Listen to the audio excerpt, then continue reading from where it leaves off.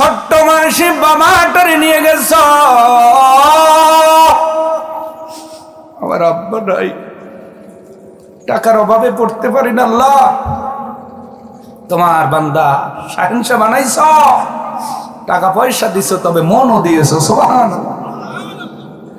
আমার মতো এতিম সন্তানের জন্য হাজার হাজার টাকার ব্যবস্থা করেছে, বিনিময়ে কিছুই চাই নাই, দুনিয়ার কোনো সম্পদ চাই নাই। তোমার যেই নবী ইতিম ছিল, ওই ইতিম নবীকে দেখার বড় আশা। যদি আমাকে এতটাই মহাব্বত যদি তুমি করো আল্লাহ, এই কোরআনের উসিলায় দোয়া করছি, তুমি তোমার বান্দা সুলতান মাহমুদ গজনবীর মনের আশাটা পূরণ করে দাও। দোয়া করেছেন। সকালবেলা উঠা সুলতান মাহমুদ মুস্কি মুস্কি হাসতেছে। সুবহানাল্লাহ। কি করে? আসতে বলে কি করে? মুস্কি মুস্কি হাসতেছে, খুশি হয়ে গেছে। অর্থমন্ত্রী মন্ত্রী আপনার রাজ দরবারের সদস্যগুলো বলতেছে, বাদশা নামদার, এত খুশি তো আপনাকে খুব কম দেখা যায়, এত খুশি আজকে কেন? সুলতান মাহমুদ গজনবী ডাক দিয়ে বলছেন, ও সভাসদেরা শোনো শোনো, যে অপেক্ষায় 12টা বছর তাহাজ্জুদের নামাজ পড়ে পড়ে অপেক্ষায় ছিলাম, গত রাত্রিতে দয়ার নবী স্বপ্ন যোগে দেখা দিছে। কোরআনওয়ালাদের পাশে থাকুন, আল্লাহ আপনার মনের আশা পূরণ করে দিবেন। সুবহানাল্লাহ। বাসায় যে বইলেন, এখন থাক। কোরআনওয়ালাদের পক্ষে থাকলে আল্লাহ আপনার মনের আশা বাসনা পূরণ করবেন। সুবহানাল্লাহ। একজন বাদশার নাম আপনারা শুনেছেন, গজনী সুলতানাতের শাহেনশাহ যিনি ছিলেন, তার নাম হলো সুলতান মাহমুদ গজনবী। যদি বুঝে থাকেন বলেন তো বাদশার নামটা কি বললাম? সুলতান মাহমুদ গজনবী। নাম কি? আসতে বলে সুলতান মাহমুদ। বর্তমান পাকিস্তান, আফগানিস্তান, এই যে আশেপাশে কয়েকটা রাষ্ট্র মিলে পুরা এরিয়াই ছিল গজনী সালতানাতের আওতাধীন, বিশাল বড় সাম্রাজ্যের অধিপতি। কিন্তু রাত্রিবেলায় ঘুরে ঘুরে প্রজাদের কষ্ট দুঃখ দুর্দশার খবর নিতেন। একদিন রাত্রেবেলায় প্রজাদের খবর নিয়ে গভীর রাত্রিতে ওনার বাহিনী নিয়ে রাজ দরবারে প্রবেশ করবেন। হঠাৎ করে তাকায় দেখে রে, রাস্তার রাজ দরবারের ল্যাম্প পোস্টের নিচে শীতের দিনে ছোট্ট একটা সন্তান বসে বসে আল্লাহর কোরআনুল কারীম তেলাওয়াত করে।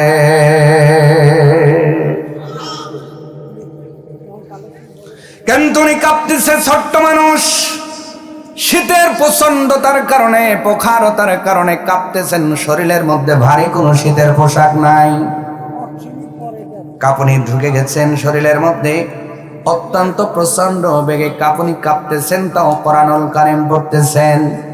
সুলতান মাহমুদ গজনবী ডাক দিয়ে বলছেন, হুজুর রে, ভিতরে চলে যাও না, আমি একটু পরে আসবো। সবাই যখন রাজ দরবারের মধ্যে প্রবেশ করলেন, সুলতান মাহমুদ গজনবী আর দেরি করেন নাই, চলে গিয়েছেন। বাদশার ঘোড়ার পায়ের আওয়াজ শুনে না সন্তানের পড়ার আওয়াজ বন্ধ হয়ে গেছে, তেলাওয়াতের আওয়াজ বন্ধ হয়ে গেছে। সুলতান মাহমুদ ডাক দেওয়ারে, বাজান রে, তেলাওয়াতের আওয়াজ বন্ধ করবি না, জীবনে কত তেলাওয়াত শুনেছি, তোমার মতো কণ্ঠের আওয়াজ একবারও শুনি নাই। বাবা, কণ্ঠের আওয়াজ, তেলাওয়াতের আওয়াজ বন্ধ করবি না। ও জন্মভূমির মুসলমান, আজকে আমরা বংশগত ভাবে অনেকেই বড় হতে পারি, কিন্তু আজকে জানাজা নামাজের দোয়াটা যেই ছোট্ট ছেলেটা তেলাওয়াত করলো, আমরা অনেক বড় মানুষ, তার কাছেই কিছু না। ঠিক কিনা বলেন? বাবা, কোরআনের আওয়াজ, তেলাওয়াতের আওয়াজ বন্ধ করা যাবে না, বন্ধ করা যাবে না, বন্ধ করা যাবে না। তেলাওয়াতটা চালাও চালাও। কিছু সময় তেলাওয়াত করার পরে বাদশাহ সুলতান মাহমুদ গজনবী ডাক দিয়ে বলে, বাবারে, শরীরের মধ্যে ভারী পোশাক নাই, শীতের কারণে কনকনা শীত কাঁপতেছ, আর তুমি মাদ্রাসা ছেড়ে আমার ল্যাম্পপোস্ট, আমার এই যে মশালের নিচে বসে বসে কোরআন পড়তেছ কেন? তোমার বাড়ির মধ্যে কি বাতি নাই, ল্যাম্প নাই?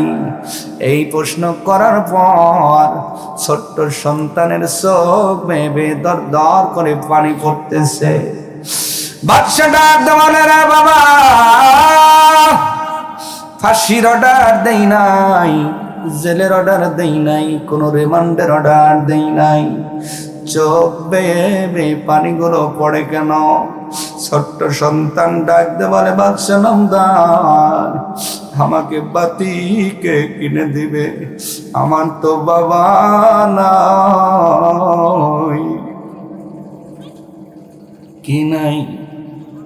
সবাই বলেন কি নাই? হুজুর, আমার বাবা নাই, বাবা নাই। বাবা নামক বট গাছ দুনিয়ার থেকে বিদায় নিয়ে চলে গেছে। দুনিয়ার জমিনে কে আমারে বাতি কিনে দিবে, ল্যাম্প কিনে দিবে? বাবা নাই, বাবা নাই। বন্ধুর লাইটে, বন্ধুর ল্যাম্পে লেখাপড়া করি। আমার বন্ধু পড়াশোনা শেষ করি, তার বাতিটা নিভাইয়া ঘুমাইতে গেছে। চাইতে পারি না, আত্মসম্মান বোধে লাগে। এই জন্য আগামীকাল হুজুরকে পড়া না দিলে আমার মায়ের কাছে অবজেকশন দেবে, মা বড় কষ্ট পাবে। এই জন্য আপনার হেজাকের নিচে বসে বসে আগামীকালকের পড়াটা আমি ইতিম সন্তান রেডি করি।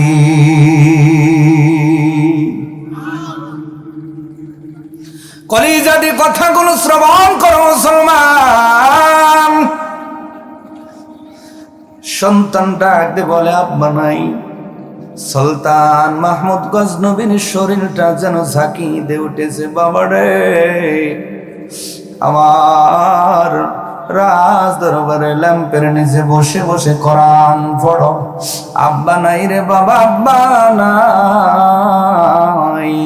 এই কথা আমারে আগে জানাইলা না কেন? এই কথা মনে সুন্দর বলছে, বেটা চল যাই। কোথায়? রাজ দরবারে। সন্তান ছোট্ট মানুষ, ভয় পেয়ে গেছে, চিন্তা করছে রাজ দরবারে নিয়ে হয়তো জেলে বন্দি করবে, তার হেজাকের নিচে বসার অপরাধের কারণে। সন্তান যেতে চান না।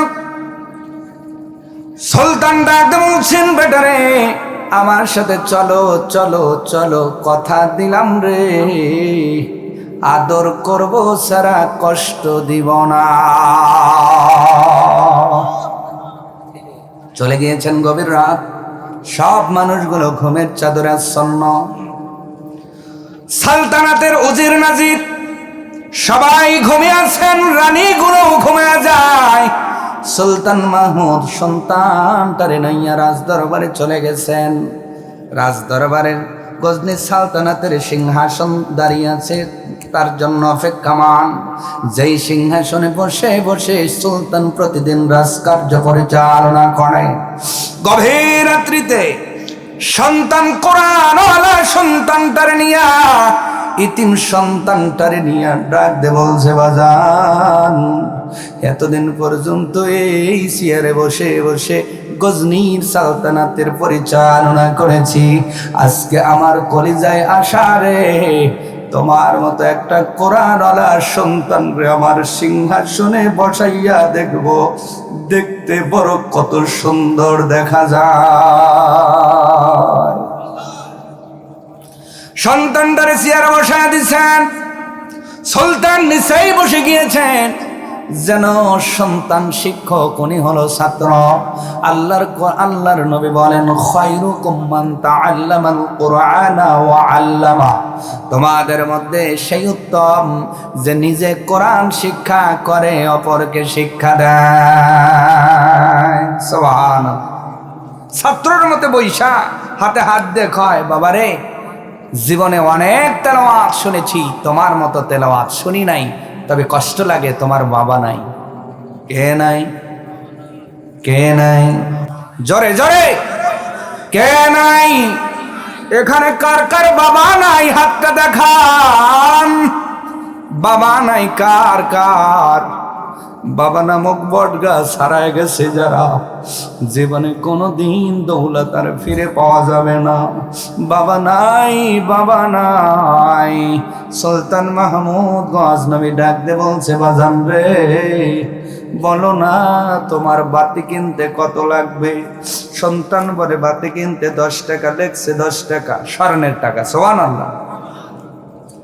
তোমার তেল কিনতে কত লাগবে মাসে? 10 টাকা। লেখলো 10 টাকা। তোমার পোশাক কিনতে কত লাগবে? 200 টাকা। লেখলো 200 টাকা। শীতের পোশাক কত? লেখলো 100 টাকা। লিখছে 100 টাকা।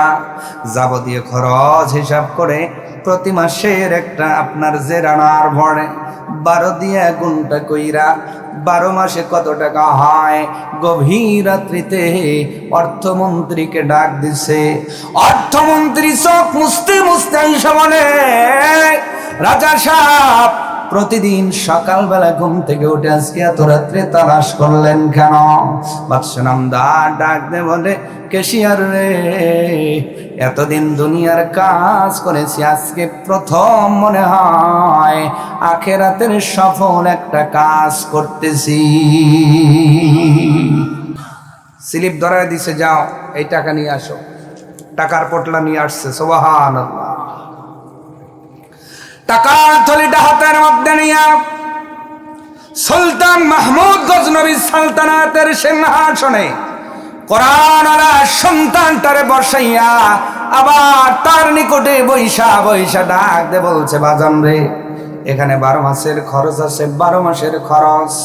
এরপরেও যদি না হয় আমারে জানাইতে তুমি দ্বিধাবোধ করবা না। টাকাটা নিয়ে যাও মাদ্রাসায়, নিয়মিত লেখাপড়া করো, মায়ের যোগ্য সন্তান হিসেবে গড়ে ওঠো। সন্তান যখন টাকা নিয়ে রওনা হয়, গেট পেয়ে যাবে এমন সময় পিছন দিক দিয়ে সুলতান মাহমুদ ডাক দে বলে, বাবা দাঁড়াও। সন্তান চিন্তা করছে, টাকা দিছে মনে হয়, দেওয়া ভুল হয়েছে, আবার কাইরে নিব নাকি। উনি দাঁড়াইলেন। দাঁড়ানোর পরে বললেন, চাচা আঙ্কেল কি বলেন বলেন তো। সুলতান মাহমুদ ডাক দেওয়ালে, বাবা রে এত টাকা তোমারে দিলাম না, চাইতে দিলাম, আরো দিব, কিন্তু এর জন্য যদি একটা জিনিস চাই বাবা, তুমি কি দিবা নাকি বলো? সুবহান। হুজুর আমার দেওয়ার কি আছে, আমি কি দিতে পারবো? আমার সাধ্য কি? কয় বাবা যে সাধ্য আমার নাই, আল্লাহ সাধ্য তোর ভিতরে দিয়েছে। আর জোরে বলেন না। আঙ্কেল আপনি বলেন, আমার বাবা থাকলে হয়তো প্রতি মাসে এত টাকা আমারে দিতে পারতো না। স্বচ্ছভাবে লেখাপড়া করার জন্য 12 মাসের খরচ আপনি অগ্রিম দিয়ে দিয়েছেন। আমার সাধ্যের ভিতরে থাকলে আমি কথা দিলাম দিব, ফাঁকি দিব না। বাবা দুনিয়ার কোন সম্পদ আমি চাই না, আমার কাছে দুনিয়ার কোন সম্পদের অভাব নাই। তবে আজ 12টা বছরে তাহাজ্জুদ পড়ে পড়ে নবীর দিদার পাওয়ার জন্য তাহাজ্জুদের নামাজ পড়ে পড়ে কান্না করি। 12 বছর চলে যায়, এখনো পর্যন্ত নবীকে স্বপ্নে দেখি নাই। আব্বা জান তুমি তো তাহাজ্জুদের ওয়াক্তে কোরআন পড়তে উঠবা, কোরআন তেলাওয়াতের পূর্বে মালিকের কাছে হাতটা বাড়াইয়া আমার এই মনের দরখাস্ত যদি বলো, আশা করা যায় তোমার দোয়ার বা দৌলাতে দয়াল নবীর দিদার পেয়ে আমি ধন্য হয়ে যাব। সন্তান শুধু মুস্কি হেসে বললেন, আঙ্কেল আশা করা যায় আপনার মনের আশা পূরণ হবে। সুবহান। আরো আসতে বলে। চলে গেলেন মাদ্রাসার মধ্যে, তাহাজ্জুদের ওয়াক্ত চলে আসলো। সন্তান কোরআনুল কারীম তেলাওয়াতের জন্য উঠে পড়লেন। মনে পড়ে গেল সালতানাতের কথা, বাদশা সুলতান মাহমুদের কথা। কোরআনুল কারীম তেলাওয়াত করবে। কোরআনুল কারীম খুলে বসেছেন, মনে পড়ে গেল, তেলাওয়াত বন্ধ করে দিয়া আসমানের দিকে তাকায়া তাকায়া বলছে, আল্লাহ, আমার বাবা নাই, বাবা নাই। ছোট্ট মাসি বাবাটারে নিয়ে গেছ, আমার আব্বা নাই, টাকার অভাবে পড়তে পারি না। আল্লাহ, তোমার বান্দা শাহিনশা বানাইছ, টাকা পয়সা দিছ, তবে মনও দিয়েছ। সুবহানাল্লাহ। আমার মতো এতিম সন্তানের জন্য হাজার হাজার টাকার ব্যবস্থা করেছে, বিনিময়ে কিছুই চাই নাই, দুনিয়ার কোনো সম্পদ চাই নাই। তোমার যেই নবী ইতিম ছিল, ওই ইতিম নবীকে দেখার বড় আশা। যদি আমাকে এতটাই মহাব্বত যদি তুমি করো আল্লাহ, এই কোরআনের উসিলায় দোয়া করছি, তুমি তোমার বান্দা সুলতান মাহমুদ গজনবীর মনের আশাটা পূরণ করে দাও। দোয়া করেছেন। সকালবেলা উঠা সুলতান মাহমুদ মুস্কি মুস্কি হাসতেছে। সুবহানাল্লাহ। কি করে? আসতে বলে, কি করে?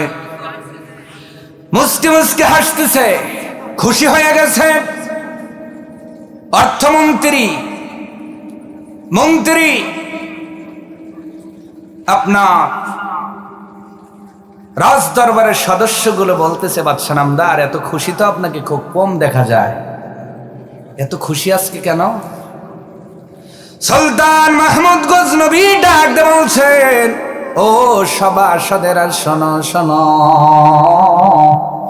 যে অপেক্ষায় 12টা বছর তাহাজ্জুদের নামাজ পড়ে পড়ে অপেক্ষায় ছিলাম, গত রাত্রিতে দয়ার নবী স্বপ্ন যোগে দেখা দিছে।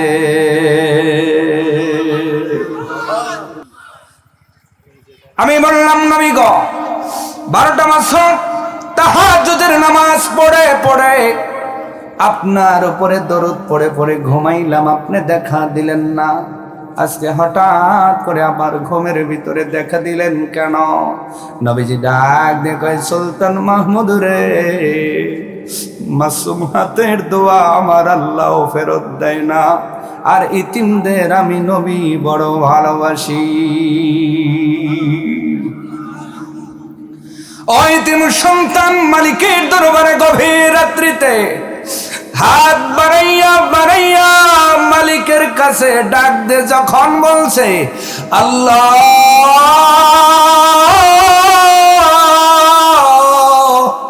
আমার আল্লাহর আরশ আজিম যেন কাঁপতেছে। আমার আল্লাহ যেন কয়, নবী রে, আর অপেক্ষা নয়, ইতিম সন্তানের মোনাজাত কবুল করছি, 12 বছরের অপেক্ষার প্রহর শেষ হয়েছে, সুলতান মাহমুদ গজনবীকে দেখা দিয়ে দাও। একজন হাফিজে কোরআন শুধুমাত্র অর্থনৈতিক ব্যবস্থাপনা করার কারণে আমার আল্লাহ যদি নবী, আমার আল্লাহর নবী, রহমতের নবী যদি দিদার দিতে পারে, এ পৃথিবীর মুসলমান, ওই নবীকে আমরা দেখতে চাই কি চাই না? আসতে পারে। নবীর উম্মত হতে চাই কি চাই না? নিজে কোরআন পড়তে পারি না, সুলতান মাহমুদ গজনবীর মতো হাজার হাজার টাকা হয়তো স্বর্ণের টাকা দিতে পারবো না, কিন্তু নিজের আত্মার থেকে, মন থেকে, সাধ্যের মধ্যে বলেন তো, এই মাদ্রাসার জন্য অর্থনৈতিক ব্যবস্থাপনার করার দরকার আছে না? না, এতটুকু করে যদি ঘুমাতে পারেন, আশা করা যায় আপনার মনের আশাও যিনি পূরণ